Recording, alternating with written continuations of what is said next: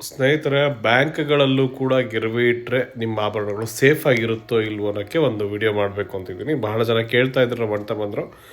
So ಮೈಸೂರಿನ ಶಕ್ತಿನಗರದಲ್ಲಿರುವಂತಹ Canara bank ಏನಿದೆಯಲ್ಲ, ಅಲ್ಲಿ ಗಿರ್ವಿ ಇಟ್ಟಂಥ ಆಭರಣಗಳಲ್ಲಿ ತೂಕ ಕಡಿಮೆ ಬಂದಿರುವಂಥ ಆರೋಪ ಕೇಳಿ ಬರ್ತಾ ಇದೆ. ಸೊ ಕೆನರಾ ಬ್ಯಾಂಕ್ ಅಂದ ತಕ್ಷಣ ಎಲ್ಲ ಕೆನರಾ ಬ್ಯಾಂಕು ಅಂತ ನಾನು ಹೇಳ್ತಾ ಇಲ್ಲ ಸ್ನೇಹಿತರೆ. ಇಲ್ಲಿ ಬಂದಿರೋದೇನಪ್ಪ ಅಂದರೆ ಕೆನರಾ ಬ್ಯಾಂಕ್ ಶಕ್ತಿನಗರದಲ್ಲಿರುವಂತಹ, ಅಂದರೆ ಮೈಸೂರಿನಲ್ಲಿ ಶಕ್ತಿನಗರದಲ್ಲಿರುವಂಥ ಕೆನರಾ ಬ್ಯಾಂಕ್ ಏನಿದೆಯಲ್ಲ, ಆ ಒಂದು ಬ್ಯಾಂಕಿನ ಮೇಲೆ ಬಂದಂಥ ಆರೋಪದ ಬಗ್ಗೆ ಮಾತಾಡ್ತಾ ಇದ್ದೀನಿ. ಸೊ ಬಹಳ ಜನ ಕೇಳೋ ಪ್ರಕಾರ ನಮ್ಮ ಚಿನ್ನದಲ್ಲಿ ತೂಕ ಕಡಿಮೆ ಇದೆ ಅಂದರೆ ಏನಾಗಿದೆ, ಎಲ್ಲೂ ಕೂಡ ಯಾವ ಬ್ಯಾಂಕಲ್ಲಿ ಬಂಗಾರ ಸೇಫ್ ಆಗಿರುತ್ತೆ ಅಥವಾ ಎಲ್ಲಿಟ್ಟರೆ ಸೇಫ್ ಆಗಿರುತ್ತೆ. ಸೊ ಬ್ಯಾಂಕ್ಗಳಲ್ಲೇ ಈ ಥರ ಆದಾಗ ಮತ್ತೆ ಹೊರಗಡೆ ಹೇಗೆ ಅಂತ ಹೇಳೋದು ಬಹಳ ಜನ ಕೇಳ್ತಾರೆ. ಸೊ ಆ ಒಂದು ಮಾಹಿತಿನ ಕೊಡ್ತೀನಿ. ಫಸ್ಟ್ ಇವೆಲ್ಲ ವಿಡಿಯೋಗಳನ್ನು ನೋಡ್ಕೊಂಬನ್ನಿ. ಚಿನ್ನ ಇಟ್ಟಿದ್ವಿ ಸರ್ ಬ್ಯಾಂಕಲ್ಲಿ. ಇವಾಗ 6ನೇ ತಿಂಗಳಲ್ಲಿ ಬಂದು ರಿನ್ಯೂವಲ್ ಮಾಡಿಸಿದ್ವಿ. ಅದರಲ್ಲಿ ನಮಗೆ ಲಾಂಗ್ ಚೈನ್ಗೆ ಲೆಂತ್ ಕಡಿಮೆ ಮಾಡಿದ್ದಾರೆ. ಒಂದೊಂದು ಕಡೆ 3 ಕೊಂಡಿ ತೆಗೆದಿದ್ದಾರೆ. ನಾವು 10 ಲಕ್ಷಕ್ಕೆ ಚಿನ್ನ ಇಟ್ಟಿದ್ದು. 1/4 kg ಚಿನ್ನ ಇಟ್ಟಿರೋದು. 1/4 kg ಚಿನ್ನ ಲೆಸ್ ತೂಕ ಮಾಡಿಲ್ಲ ನಾವು ಲೆಂತ್ ನೋಡಿದೀವಿ. ಚಿನ್ನ ಕರೆಕ್ಟ್, ತೂಕ ಕರೆಕ್ಟ್ ಇದೆ ಅಲ್ಲಿ. ಅದರಲ್ಲಿ ನಮ್ಮ ಲಾಂಗ್ ಚೈನಲ್ಲಿ 6 ಲಿಂಕ್ ತೆಗೆದಿದ್ದಾರೆ, ಮತ್ತೆ ಶಾರ್ಟ್ ನೆಕ್ಲೇಸ್ ಅಲ್ಲಿ 6 ಲಿಂಕ್ ತೆಗೆದಿದ್ದಾರೆ. ನಾವು ಬಂದು ನೋಡಿದಾಗ ಫೋಟೋ ತೆಗೆದು ಕೊಟ್ಟಿದ್ದೆ ನಾನು ಚಿನ್ನ ಕೊಡುವಾಗ. ಅವಾಗ ಅದನ್ನ ನೋಡಿ ನಾವು ಲೆಕ್ಕ ಹಾಕಿದಾಗ ಬ್ಯಾಂಕ್ವರೆಗೂ ಹೇಳಿದೆ, ನಾವು ಈ ಥರ ನೋಡಿ ಮೇಡಮ್ ಕೊಡುವಾಗ ಹಿಂಗಿದೆ ಲಿಂಕು ಅಂತ ಹೇಳಿದಾಗ ಅವರು ನಮಗೆ ಕಂಪ್ಲೇಂಟ್ ಬರ್ಕೊಟ್ಟಿದ್ದಾರೆ. ನಮ್ಮ ಮಗ ಬಂದು CC ಕ್ಯಾಮ್ರಾ ಫುಟೇಜ್ ಕೊಡಿ ಅಂತ ಕೇಳಿದ್ರೆ ಕೊಡ್ತಾ ಇಲ್ಲ ಅವರು. ಈ ಥರ ಆಚಾರ ಕರೆಸ್ತಾ ಇಲ್ಲ ನಮಗೆ. ಈಗ ಆ ಥರ ಆದರೆ ನಾವು ಏನು ಮಾಡಬೇಕು ಸರ್? ಇವಾಗ ನಮ್ದೆಲ್ಲ ನಮಗೆ ತುಂಬ ಅನ್ಯಾಯ ಆಗಿದೆ. ನಾವು ಬರೀ 10 ಲಕ್ಷಕ್ಕೆ ದುಡ್ಡಿಟ್ಟಿರೋದು ನಾವು 1/4 kg. ಏನು ಮಾಡ್ತಾ ಇದ್ರೆ ನನಗೆ ಗೊತ್ತಾಗ್ತಾ ಇಲ್ಲ. ಅವ್ರು ಏನು ಮಾಡಬೇಕು ಅನ್ನೋದು ನಮ್ಗೆ ಗೊತ್ತಾಗ್ತಾ ಇಲ್ಲ. ಅವ್ರು ಎಲ್ಲರೂ ಈಗ ಪರಿಹಾರ ಕೊಡಬೇಕು ನಮಗೀಗ. ಮತ್ತೆ ಅವರು ನಮ್ಗೆ ಕೊಡಬೇಕಾದ್ರೆ ನಮಗೆ ಸರ್ಟಿಫಿಕೇಟ್ ಕೊಡಬೇಕು ಕರೆಕ್ಟಾಗಿ ಬ್ಯಾಂಕ್ ಅವರು. ಸರ್ ನಾನು ಇದನ್ನ ಇಟ್ಟಿದ್ದೆ ಒಡವೆನ ಬ್ಯಾಂಕಲ್ಲಿ ಇಟ್ಟಿರ್ಬೇಕಾದ್ರೆ ಕೊಂಡಿ ಫುಲ್ಲು ಬಿಡಿಸ್ಕೊಂಡು ಹೋದ್ಮೇಲೆ ಚಿಕ್ಕದಾಗ್ಬಿಡ್ತು ಸರ್. ಇದು ಕತ್ತಿಗೆ ಹಾಕೊಳಕ್ ಹೋದೆ. ಇದೇನು ಬ್ಯಾಂಕಿಂದ ತಂದು ನನ್ ಕತ್ತಿಗೆ ಸರ ಇಡಿಸ್ತಾ ಇಲ್ವಲ್ಲ ಅಂತ ಮಂದೆ ಮನೇಲಿ ಜೋರಾಗಿ ಎಲ್ಲರೂ ನಕ್ಬಿಟ್ರು. ಬ್ಯಾಂಕಲ್ಲಿ ಏನ್ ಕಟ್ ಮಾಡ್ಕೋತಾರ, ನೀನ್ ದಪ್ಪ ಆಗ್ಬಿಟ್ಟಿದ್ಯಾ ಅಂತಂದ್ರು. ನಂಗೆ ನಿಜ ಶಾಕ್ ಆಯ್ತು. ಬ್ಯಾಂಕ್ ಬರಕ್ಕೆ ಬಂದ್ ಕೇಳಕ್ ನಮ್ಮ ಮನೇಲಿ ಬಿಡ್ಲಿಲ್ಲ. ಇಲ್ಲ ನೀನೇ ದಪ್ಪ ಆಗಿದ್ಯಾ ಸುಮ್ನೆ ಇರು ಅಂದ್ರು. ಆಮೇಲೆ ನನ್ಗೆ ತುಂಬಾ ಯೋಚನೆ ಬಂದು ನಾನು ಸರ್ಟಿಫಿಕೇಟ್ ತಗೊಂಡಿದ್ದೆ ಒಡವೆಗೆ ತಗೋಬೇಕಾದ್ರೆ ಸರ್ಟಿಫಿಕೇಟ್ ನಾನು ನೋಡ್ಕೊಂಡು ಕ್ಯಾಲಿಕ್ಯುಲೇಟ್ ಮಾಡ್ಕೋಬೇಕಾದ್ರೆ ಇದರಲ್ಲಿ ಕೊಂಡಿಗಳು ಜಾಸ್ತಿ ಇದಾವೆ ಸರ್ಟಿಫಿಕೇಟ್ ಅಲ್ಲಿ. ಈ ಬ್ಯಾಂಕ್ ಇಂದ ತಗೊಂಡ್ ಬಂದ್ಮೇಲೆ ಈ ಕೊಂಡಿಗಳು ಕಡಿಮೆ ಆಗಿದಾವೆ. ಕೊಂಡಿಗಳನ್ನ ತೆಗ್ದಿದಾರ ಅವರು.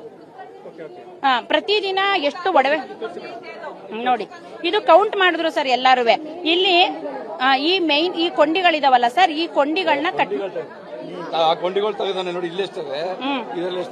ಈಗ ಇಲ್ಲಿ ನೋಡಿ. ನಂದು ಇವಾಗ ರೈಟ್ ನಾವು ಒಂದು ಟೋಟಲ್ ಆಗಿ 25 lakhs ಅಷ್ಟು ಇಟ್ಟಿದ್ದೀನಿ. ನಿನ್ನೆ 16 ಲಕ್ಷದ ಒಡವೆನ ಚೆಕ್ ಮಾಡಿಸ್ಕೊಂಡು ಹೋದೆ. ಅದ್ರಲ್ಲಿ ನಮ್ಗೆ ಗೊತ್ತಾಗ್ತಿಲ್ಲ ಸರ್ ಯಾವ ಥರ ಆಗ್ತಿದೆ ಏನಾಗ್ತಿದೆ ಅಂತ. ಇದನ್ನ 1 ತಿಂಗಳ ಹಿಂದೆ ಅಷ್ಟೇ ಬಿಡಿಸಿರೋದು. ಅವಾಗ್ಲಿಂದ ಯಾವ ಫಂಕ್ಷನ್ಗೂ ಹಾಕಿಲ್ಲ, ಏನೂ ಹಾಕಿಲ್ಲ. ಇಲ್ಲಿ ಇನ್ಸಿಡೆಂಟ್ ಗೊತ್ತಾದ್ಮೇಲೆ ನಾವು ನ್ಯೂಸ್ ಎಲ್ಲ ನೋಡಾದ್ಮೇಲೆ ಇದು ಆರಾಮ್ಸೆ ಗೊತ್ತಾಗುತ್ತೆ ಲಿಂಕ್ ಕಟ್ಟಾಗಿದೆ. ಅದೇ ನಂದು ಅಂದರೆ ನಾನು ಆಲ್ಮೋಸ್ಟ್ ಒಂದು 8 ವರ್ಷದಿಂದ ಈ ಕೆನರಾ ಬ್ಯಾಂಕಲ್ಲಿ ಇದನ್ನ ಒಡವೆಗಳನ್ನೆಲ್ಲ ಪ್ಲಡ್ಜ್ ಮಾಡ್ತಾ ಇದ್ದೀನಿ. ನಂದು ಇವಾಗ ರೈಟ್ ನಾವು ಒಂದು ಟೋಟಲ್ ಆಗಿ 25 lakhs ಅಷ್ಟು ಇಟ್ಟಿದ್ದೀನಿ. ನಿನ್ನೆ 16 ಲಕ್ಷದ ಒಡವೆನ ಚೆಕ್ ಮಾಡಿಸ್ಕೊಂಡು ಹೋದೆ. ಅದ್ರಲ್ಲಿ ನಮ್ಗೆ ಗೊತ್ತಾಗ್ತಿಲ್ಲ ಸರ್ ಯಾವ ಥರ ಆಗ್ತಿದೆ ಏನಾಗ್ತಿದೆ ಅಂತ. ಇದನ್ನ 1 ತಿಂಗಳ ಹಿಂದೆ ಅಷ್ಟೇ ಬಿಡಿಸಿರೋದು. ಅವಾಗ್ಲಿಂದ ಯಾವ ಫಂಕ್ಷನ್ಗೂ ಹಾಕಿಲ್ಲ, ಏನೂ ಹಾಕಿಲ್ಲ. ಇಲ್ಲಿ ಇನ್ಸಿಡೆಂಟ್ ಗೊತ್ತಾದ್ಮೇಲೆ ನಾವು ನ್ಯೂಸ್ ಎಲ್ಲ ನೋಡಾದ್ಮೇಲೆ ಇದು ಆರಾಮ್ಸೆ ಗೊತ್ತಾಗುತ್ತೆ ಲಿಂಕ್ ಕಟ್ಟಾಗಿದೆ. ನಂದು ಎರಡೇ ಚೈನ್ ಇದ್ದಿದ್ದು ಈ ಥರ ಲಿಂಕ್ ಇರೋದು. ಇದ್ರಲ್ಲಿ ಒಂದು ಕಟ್ಟಾಗಿದೆ. ಇನ್ನೂ ಒಂದು 8 ಲಕ್ಷದ ಒಡವೆ ಇಲ್ಲಿದೆ. ಅದನ್ನ ಇವತ್ತು ಚೆಕ್ ಮಾಡಿಸ್ಬೇಕು. ಅದೇ ಈ ಥರ ಹೇಳಿ ವಾಪಸ್ ಕಳಿಸ್ತಿದ್ದಾರೆ ಸರ್. ನಂದು ಗೋಲ್ಡ್ ಇಲ್ಲಿ ಇಟ್ಟಿದ್ದೀನಿ, ಮರ್ಜ್ ಮಾಡಿದ್ದೀನಿ ಸರ್. ನಂದು ನೆಕ್ಲೆಸ್ ಬಂದು 25 ಗ್ರಾಮಲ್ಲಿ 21 ಗ್ರಾಮ್ ಬರ್ತಾಯಿದೆ. 4 ಗ್ರಾಮು ಮಿಸ್ ಹೊಡಿತಾ ಇದೆ. ಸ್ಯಾಲ್ರಿ ಆಗಿದೆ ನಂದು ನೆಕ್ಲೆಸ್ಸು. ಕೇಳಿದ್ದಕ್ಕೆ ಅವರು ನೋಡೋಣ ಅಂತ ಹೇಳ್ತಾ ಇದ್ದಾರೆ ಸರ್. ನಾನು ಒಬ್ಳದೇ ಅಲ್ಲ, ಇದು ತುಂಬ 2,000 ಅವ್ರು ಹೇಳೋ ರೀತಿಯಲ್ಲಿ 2,500 ಜನದ ಇದೆ ಅಂತ ಹೇಳ್ತಾ ಇದ್ದಾರೆ. ಈಗ ಆಲ್ರೆಡಿ 200-300 ಜನದ ಮೇಲೆ ಕಂಪ್ಲೇಂಟ್ ಬರ್ತಾ ಇದೆ ಸರ್. ಈಗ ಅವ್ರು ಹೇಳ್ತಾರೆ 200-300 ಜನದಿಲ್ಲ, ಬರೀ 7-8 ಜನದ ಮಾತ್ರ ಆಗಿದೆ. ಇವರೆಲ್ಲ ಒಳಗಡೆ ಸುಮ್ಮನೆ ಸ್ಕೋಪ್ ತಗೋತಾ ಇದ್ದಾರೆ ಅಂತ ಒಬ್ಬ ರಾಜಶೇಖರ್ ಅನ್ನೋರು ಹೇಳ್ಬಿಟ್ಟು ಹೋಗ್ತಾ ಇದ್ದಾರೆ ಸರ್. ಮಿಸ್ಗೈಡ್ ಮಾಡ್ತಾ ಇದ್ದಾರೆ. 7 ಜನ 8 ಜನ ಆದ್ರೆ ನಾವು ಬಿಟ್ಕೊಟ್ಬಿಡ್ತೀವಿ ಸರ್, ಪರವಾಗಿಲ್ಲ, ನೋ ಪ್ರಾಬ್ಲಮ್. ಅದಕ್ಕೆ ಮೇಲಾದ್ರೆ ಇವ್ರು ಏನು ಆಕ್ಷನ್ ತಗೋತಾರೆ. ನಮ್ಮ ಗೋಲ್ಡ್ಗೆ ಇವರು ಗ್ಯಾರಂಟಿ ಕೊಡ್ತಾ ಇಲ್ಲ. ಫರ್ದರ್ ಆ ರಾಜಶೇಖರ್ ಇರುವಾಗಲೇ ನಂದು ಚೆಕ್ ಮಾಡಿರೋದು, ಏನು ಮಾತಾಡ್ತಾ ಇಲ್ಲ. ನಿನ್ನೆ ಸಂಜೆ ಒಂದು 4 o'clock ಇರ್ಬೋದು ಅನ್ಕೋತೀನಿ.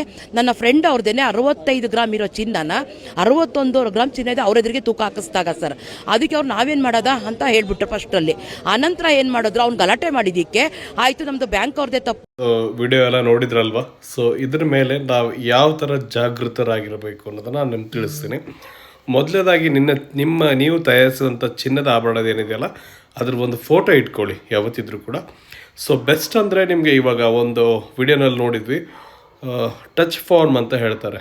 ಅಂದರೆ ಅದ್ರ ಪ್ಯೂರಿಟಿ ಇದೆ, ಏನು ಆಭರಣ ಇದೆ, ಎಷ್ಟು ತೂಕ ಇದೆ, ಹಾಗೆ ಆಭರಣದ ಒಂದು ಫೋಟೋ ಕೊಡ್ತಾರೆ. ಸೊ ಆ ಪ್ಯೂರಿಟಿ ಟೆಸ್ಟ್ ಮಾಡಿರುವಂಥ ಒಂದು ಸರ್ಟಿಫಿಕೇಟನ್ನು ಇಟ್ಕೊಳ್ಳೋದ್ರಿಂದ ಮುಂದೆ ಈ ಥರ ಏನಾದರೂ ಪ್ರಾಬ್ಲಮ್ಗಳಾದಾಗ ನಿಮಗೊಂದು ಸೇಫ್ ಆಗಿರುತ್ತೆ. ಸೊ ಎರಡನೇದು ಏನಪ್ಪ ಅಂದರೆ ನಿಮ್ಮ ಆಭರಣದ ತೂಕದ ಬಗ್ಗೆ ಸ್ವಲ್ಪ ಜಾಗ್ರತೆ ವಹಿಸಿ. ತೂಕ ಏನಿದೆ ಅದನ್ನು ಕೊಡಬೇಕಾದ್ರೆ ತೊಗೋಬೇಕಾದ್ರೆ ತೂಕ ನೋಡ್ಕೊಂಡ್ಬಿಟ್ಟು ತೊಗೊಳೋದ್ರಿಂದ ಒಳ್ಳೆಯದಾಗುತ್ತೆ. ಸೊ ಅದು ಕೂಡ ಸೇಫ್ ಅಲ್ಲ, ಏನಾದರೂ ಒಂದು ಹೆಚ್ಚು ಕಡಿಮೆ ಮಾಡಿ ಅದು ಮಾಡಿರ್ತಾರೆ. ಸೊ ಮೂರನೇದಾಗಿ ಏನಪ್ಪ ಅಂದರೆ ನೀವು ಆಭರಣಗಳನ್ನು ಇಡಬೇಕಾದ್ರೆ ಆದಷ್ಟು ಮಟ್ಟಿಗೆ ಒಂದು ಸಲ ಇಟ್ಟರೆ ಅಂದರೆ ಲಾಂಗ್ ಟೈಮ್ ನೀವು ಬಿಟ್ಬಿಡ್ತೀರ, ಅದು ಕೂಡ ಕೆಲವೊಂದು ಕಡೆ ಒಂದು ಸಮಸ್ಯೆ ಆಗಬಹುದು ಅಂತ ನಾನು ಹೇಳ್ತಾ ಇದ್ದೀನಿ. ಆದಷ್ಟು ನೀವು ಪ್ರತಿ ಸಲ ಹೋದಾಗ ಸ್ವಲ್ಪ ಬಡ್ಡಿ ಕಟ್ಟಿ ಅಥವಾ ರಿನ್ಯೂವಲ್ ಮಾಡಿಕೊಂಡು ನೀವು ಐಟಮ್ಗಳನ್ನು ನೋಡಿಕೊಂಡು ಮತ್ತೆ ತಿರುಗಾಡೋದ್ರಿಂದ ನಿಮ್ಮ ಆಭರಣಗಳು ಸೇಫ್ ಆಗಿದೆಯೋ ಇಲ್ಲ ಅನ್ನೋದು ನಮ್ಗೆ ಗೊತ್ತಾಗುತ್ತೆ. ಯಾಕಂದರೆ ಇವತ್ತಿನ ಚಿನ್ನದ ಬೆಲೆಗೆ ತುಂಬ ಕಷ್ಟ ಇದೆ ಬಂಗಾರ ತೊಗೊಳ್ಳೋದು.